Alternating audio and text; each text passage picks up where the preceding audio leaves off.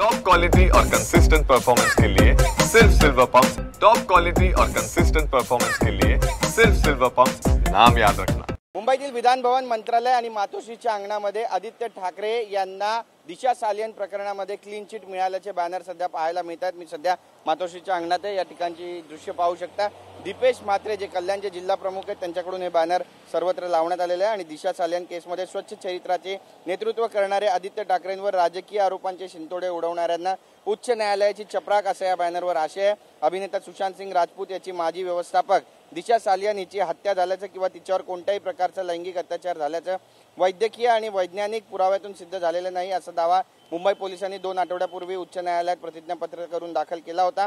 दिशा सालियन आत्महत्या प्रकरणात आदित्य ठाकरेंचा हात असल्याचा आरोप नारायण राणेंचा नितेश राणेंनी केला होता। या प्रकरणात आदित्य ठाकरेंची नार्को टेस्ट करा अशी मागणी सुद्धा त्यांनी केली होती। मात्र आता पोलिसांनी केलेल्या या प्रतिज्ञापत्रानंतर कार्यकर्त्यांकडून बँड्रा मातोश्री परिसर, त्यासोबतच विधान भवन आणि मंत्रालय परिसरामध्ये आदित्य ठाकरे स्वच्छ चरित्राचे नेते आहेत अशा आशयाचे बॅनर लावण्यात आले आहेत। कॅमेरा पर्सन योगेश गुरवसह गिरीश गायकवाड, TV9 मराठी, मुंबई।